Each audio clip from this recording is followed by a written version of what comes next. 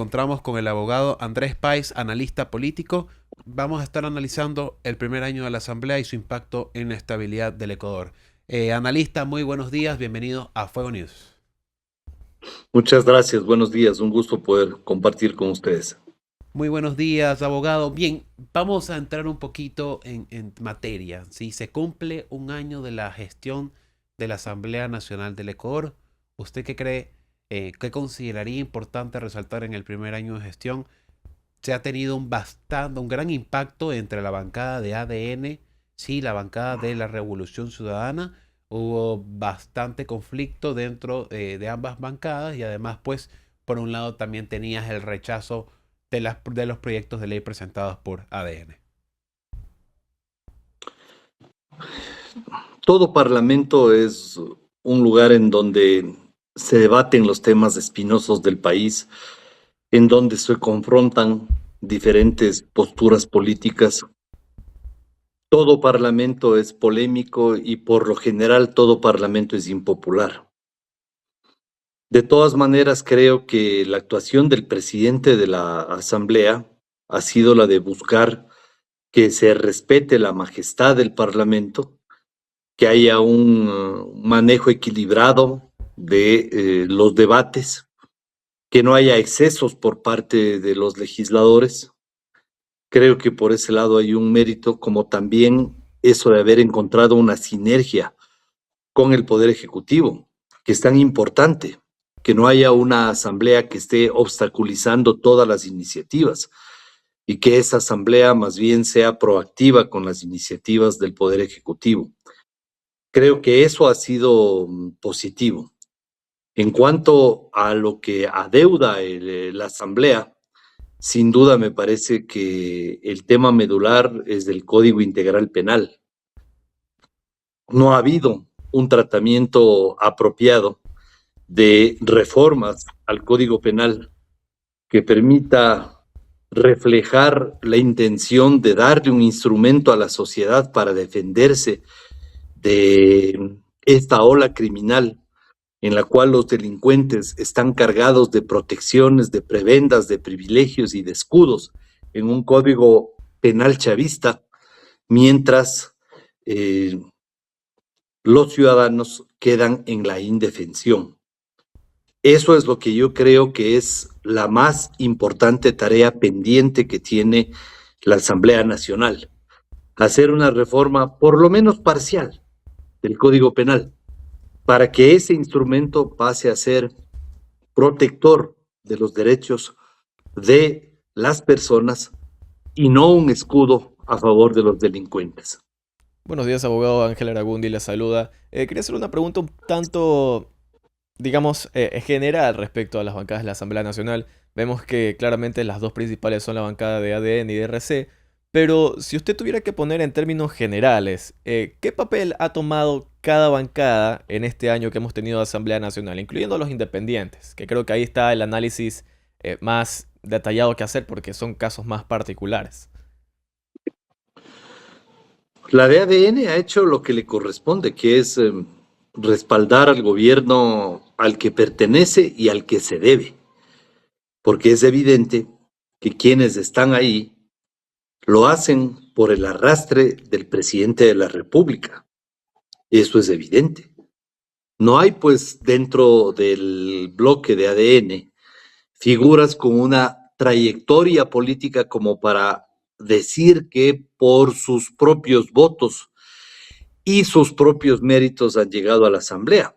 Han sido candidatos del partido de gobierno que con su fuerza electoral los ha colocado en esas posiciones y ellos en reciprocidad han respondido a lo que significa este desafío para el gobierno nacional, que es tener una bancada sólida, que por cierto, hay que destacar que se ha ido consolidando, que no ha tenido deserciones, y eso me parece importante, porque generalmente se producen deserciones, pero en este caso creo que es importante destacar que no ha tenido deserciones y que más bien ha logrado captar personas de otros grupos políticos para ir engrosando sus filas. En el caso de la bancada del correísmo se ha mantenido prácticamente fiel a los dictados que desde Bélgica les envía su prófugo líder y han hecho pues un papel, en mi opinión, deleznable porque ha sido una oposición sin sentido, no ha sido una oposición de contenidos, no ha sido una oposición que marque un derrotero para el país, ha sido una oposición bastante mediocre, lamentable y han cumplido un papel, en mi opinión, bastante borrascoso para el país. Los otros grupos realmente no han tenido ninguna incidencia, no ha habido ningún personaje que se haya destacado en su rol parlamentario. En ocasiones han actuado cerca del gobierno, algunos de ellos, en otras se han distanciado, pero creo que más bien, a diferencia de años anteriores, ha sido una asamblea polarizada, donde se han determinado dos grupos que han estado en disputa durante todo este tiempo. Ahora lo deseable es que ambos grupos apunten a temas fundamentales que están pendientes. Yo he ido señalando tres. El primero, las reformas al Código Penal. El segundo, las reformas a la Ley de Movilidad. Y el tercero, la nueva doctrina militar que el país necesita. Creo que son temas trascendentales, importantes y que no deben ser descuidados. Sí, analista, el presidente de la Asamblea, Nils Olsen, ha destacado con orgullo la aprobación de 24 leyes y 9 están incluidas en temas de urgencia económica. Sí, en este primer año de gestión 2025-2026. Desde una perspectiva, vamos a hablar sobre eficiencia de mercados en temas económicos, ¿estamos viendo un avance real hacia la desregulización o es simplemente la hiperactividad de una máquina de impedir que mide su éxito por la cantidad de nuevos impuestos que se les dan al sector privado o es verdaderamente que estamos avanzando hacia el camino de la desregulización? El país que ha recibido el presidente de la República ha sido en una situación lamentable, recibiendo la borrascosa herencia de 10 años de dictadura, recibiendo la herencia de una abultada deuda externa, de problemas económicos considerables, de problemas que se han venido arrastrando por fenómenos como los ataques terroristas de octubre del 2019, junio del 2022 y luego este último en septiembre del 2025. Problemas que han devenido de situaciones exógenas como la dolorosa pandemia que nos tocó atravesar en el año 2000. Aparte de que el país en sí mismo ha vivido una alta conflictividad por la incidencia que ha tenido en el escenario político el correísmo, con el propósito de boicotear la acción de los gobiernos que le sucedieron, Lenín Moreno, Guillermo Lasso y ahora Daniel Noboa. No es fácil la tarea de gobierno, pero creo que lo que el gobierno ha hecho es un esfuerzo para atacar primero el problema medular, que es el tema de los grupos criminales que dejaron que se enraícen en el país a partir de enero del año 2007. Y creo que en esa tarea han logrado objetivos importantes, porque sí han logrado golpear a grupos criminales importantes que han proliferado en el país gracias a varios temas.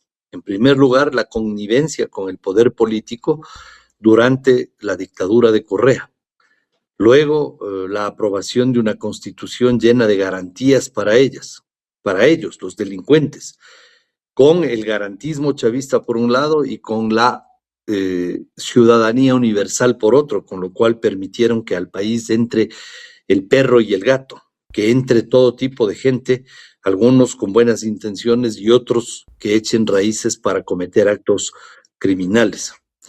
Luego, el Código Penal y así sucesivamente, quitarle a la policía de los filtros de seguridad en los puertos y aeropuertos, sacarlos de las cárceles, entregar las cárceles a las bandas, crear una fuerza de cuidado o custodia en las cárceles que realmente no ha estado a la altura de las expectativas y han terminado siendo o cómplices o víctimas de los delincuentes. Entonces, el escenario ha sido complicado. Lo que el gobierno ha hecho es tratar de solucionar ese problema, arreglar las finanzas, mejorar la reserva, las reservas internacionales, lo cual es importante, fortalecer la dolarización, darle un derrotero al país. Tiene tareas pendientes, evidentemente, pero al menos yo creo que puedo hacer una valoración favorable de lo que ha sido hasta ahora el rol del gobierno, más allá de estos determinismos que pueden ser la regulación o desregulación. Yo creo que el gobierno hace el esfuerzo que le es posible en el marco de circunstancias que le son adversas. Abogado, a propósito de una noticia que es prácticamente nueva, vemos que actualmente ADN designó como jefe de bancada al abogado Esteban Torres. Recordemos que el abogado Torres tiene ya trayectoria política desde antes. Estas elecciones estuvo con ADN, pero él es, digamos, nacido y criado en el Partido Social Cristiano. Fue también jefe de bancada en el Partido Social Cristiano. ¿Usted qué expectativas le trae esta nueva dirección de bancada por parte del abogado Torres? No le he visto muy activo a Esteban en el Parlamento. No le he visto a Esteban impulsando alguna iniciativa legislativa de magnitud. Tampoco le he visto a Esteban inmiscuido en asuntos de fiscalización. En todo caso, si es que él asume esa responsabilidad, lo menos que puedo desearle es que tenga mucho éxito y que él sepa enrumbar a esa bancada por la línea que corresponde, es decir, de cooperación con el Poder Ejecutivo, para darle sustento al Ejecutivo en el Legislativo. Yo, si fuera jefe de bancada, pues me preocuparía de impulsar temas de esa magnitud, como por ejemplo el tema de las reformas penales. Yo creo que esa es una de las alternativas que Esteban Torres tiene por delante, preocuparse de eso, preocuparse de la ley de movilidad, para que cambie ese procedimiento tan engorroso para expulsar del país a extranjeros que vienen a delinquir. No hablo de los que vienen a trabajar, no hablo de los que vienen a producir y a generar empleo inclusive. Hablo de los que vienen a delinquir y que en la ley de movilidad tienen un escudo que impide al Estado expulsarlos como debería. Esa es una reforma urgente que no tiene nada de xenofóbica. Es una reforma orientada a proteger la integridad de los ecuatorianos. Y esa ley de movilidad no puede seguir con el diseño chavista concebido por el correísmo única y exclusivamente para favorecer a los delincuentes de los países en donde tenían dictaduras afines, porque esos gobiernos afines a la dictadura del correísmo les enviaban acá con dedicatoria a los delincuentes para que hagan de las suyas acá como parte de los entendimientos del crimen organizado internacional. Esa es una reforma urgente. Y el tema de la doctrina militar que yo he mencionado. Ya la guerra fundamentalmente no se orienta con los países vecinos, ya no está por fuera de las fronteras, sino dentro de las fronteras del país. Creo que hay una necesidad de reformular la doctrina militar y creo que eso va a reforzar a la columna vertebral de las instituciones del país, que son las Fuerzas Armadas, que es la Policía Nacional, porque merecen el respaldo de todos los ecuatorianos y esa doctrina militar tiene que fortalecer la necesidad de que las Fuerzas Armadas no se vean amenazadas todo el tiempo por estos proyectos de ley con los cuales se quiere cambiar su rol y su trayectoria histórica. Me parece que eso es un desafío fundamental que tiene por delante la bancada de ADN y en este caso el nuevo jefe de la misma, el licenciado o abogado Esteban Torres. Abogado, una pregunta más. En este nuevo año de asamblea vemos que claramente ahora hay cambios en todas las comisiones, en particular mucho se habla todos los periodos gubernamentales de la Comisión de Fiscalización.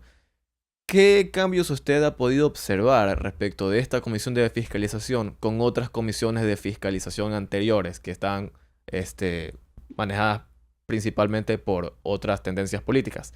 ¿Hay cambios sustanciales respecto al cómo se maneja o realmente estamos todavía en un proceso en el cual se debe mejorar bastantes cosas? ¿Cuál es su opinión al respecto?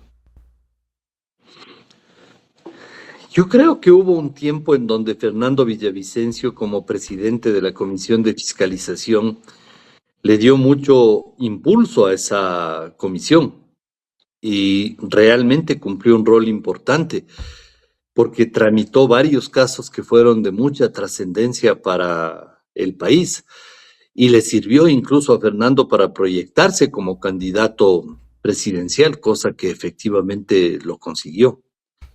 Me parece que no ha habido, antes de la comisión que la dirigió él y después de eso, no ha habido una comisión que se equipare con el entusiasmo, con la febrilidad que tuvo Fernando Villavicencio en esa comisión.